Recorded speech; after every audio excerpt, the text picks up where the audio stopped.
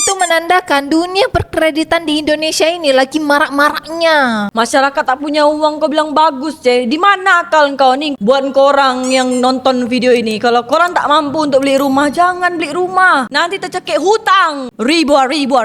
Inilah saatnya contoh pemerintah Indonesia. Perbanyak hutang masing-masing rakyat Indonesia. Jangan takut. Sekarang aku tanya, utang negara Indonesia ada tembus berapa? 10.200 triliun lebih. Buat warga Indonesia yang menonton video ini, kalau engkau tak KPR, kau tak punya rumah. Engkau nak nabung-nabung, beli rumah pakai uang cash, percaya sama aku, terpakai terus uang dia. Mungkin nak naikkan harga BBM dekat Malaysia tak, Ce? Tak mungkin lah harga BBM Malaysia ni naik. Kalaupun iya naik, pasti lebih mahal harga BBM di Indonesia, beda.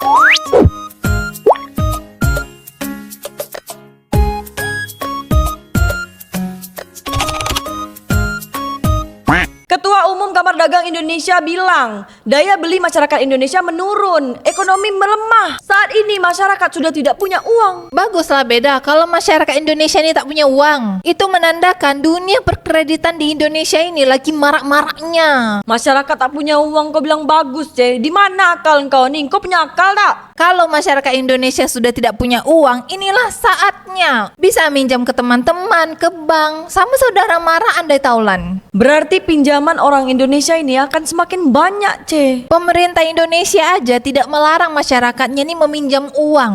Nggak apa-apa lah engkau larang-larang. Sekarang nih asyik nak pinjam aja. Nanti kapan nak bayar? Tuh yang dah pinjam-pinjam yang sudah-sudah tuh. Bila nak bayar hilang, tak nampak batang hidung dia. Beda, masyarakat Indonesia harus mencontoh negaranya sendiri. Tengok utang Indonesia ada berapa banyak. 10.000 triliun, Ce. Santai aja kan. Tak adalah negara-negara lain tuh marah-marah kepada negara Indonesia suruh bayar utang. Justru negara luar tuh bilang sama Indonesia, ayo Indonesia, utang lagi, utang terus. Jadi masyarakat Indonesia ini harus mencontoh negaranya, harus pinjam uang dengan negara lain. Kita rakyat Indonesia contoh negaranya dari birokrasi pemerintahannya sampai gaya hidup pejabatnya. Kau ingat senang nak hidup dengan gaya pejabat. Pejabat tuh dibiayai sama negara. Ingat Pancasila beda, keadilan sosial bagi seluruh rakyat Indonesia. Jangan-jangan kau ni tak hafal Pancasila beda. Ce, aku ni hafal Pancasila Indonesia. Walaupun aku juga hafal Rukun Negara Malaysia. Coba lah kau baca Pancasila, aku nak dengar. Pancasila, 1. Ketuhanan yang Maha Esa. 2. Kemanusiaan yang adil dan beradab. 3. Persatuan Indonesia. 4.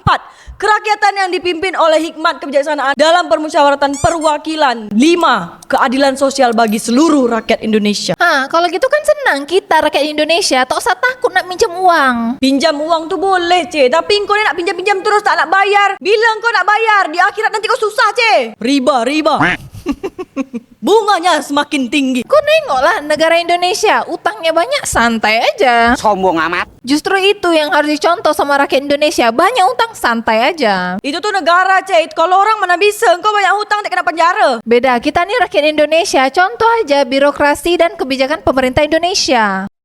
Alasan kenapa KPR adalah mode perbudakan finansial yang sebaiknya dihindari. Beda, di Indonesia ini kalau engkau tak KPR, engkau tak bisa punya rumah, beda. Selamanya lah engkau tak punya rumah. Gaji naik langsung ambil KPR. Gaji naik dikit langsung ambil rumah. Cicilannya 20 tahun. Hidup jadi sempit. Jangan ambil cicilan 20 tahun, ambil cicilan yang 100 tahun. Mana ada cicilan tuh sampai 100 tahun. Di mana-mana tuh dekat Indonesia nih cuma 20 tahun ya maksimal. Orang beli rumah dekat Malaysia tuh cicilan dia bisa sampai 30 tahun, beda. Tak ada kan sampai 100 tahun tapi.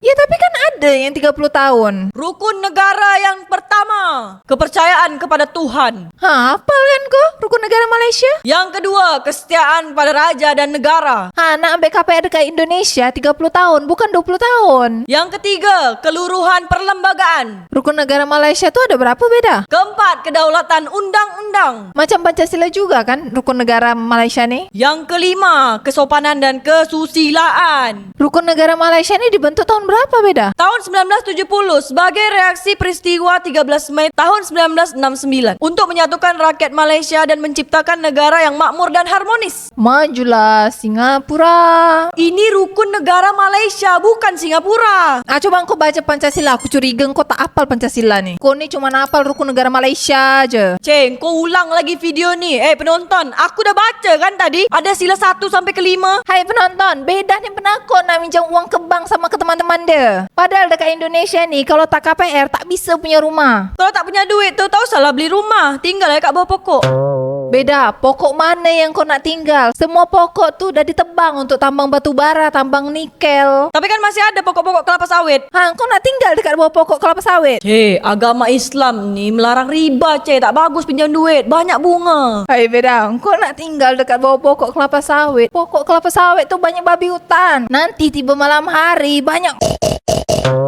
Buat korang yang nonton video ini, kalau korang tak mampu untuk beli rumah, jangan beli rumah. Nanti tercekik hutang. Ribuan.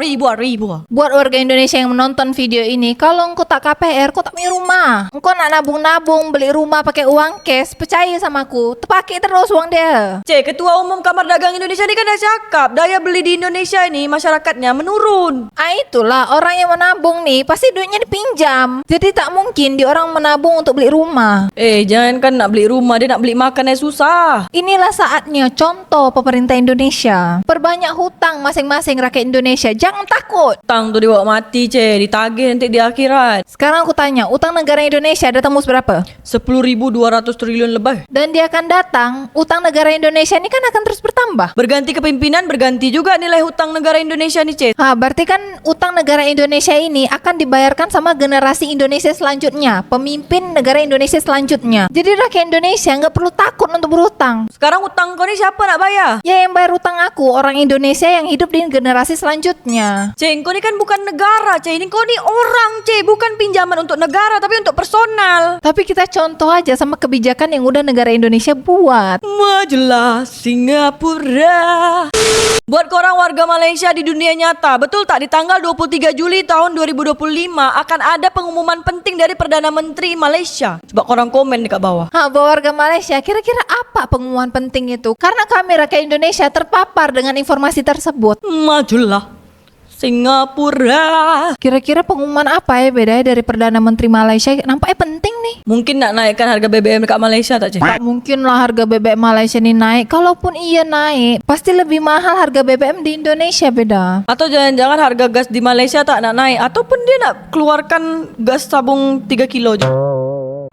Kalau sampai pemerintahan di Malaysia itu buat juga gas 3 kilo melon hijau tuh, jangan dibuat tulisan putih dia yang hanya untuk rakyat miskin. Ngapa pula tak boleh dibuat, Ya janganlah, cukup Indonesia aja yang buat. Kan dibuatkan produk tuh untuk subsidi, berarti kan untuk rakyat miskin, orang-orang yang memerlukan. Kau ni apa dah?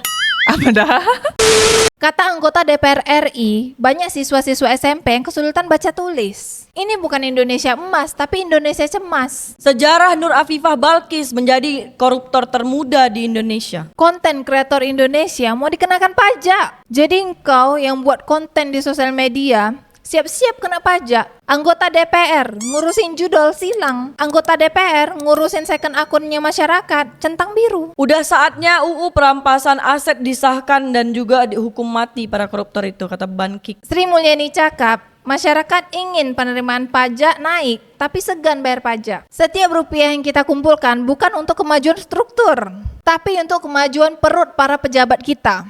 Pajak kalian salah satunya dipakai untuk pensiun seumur hidup para DPR.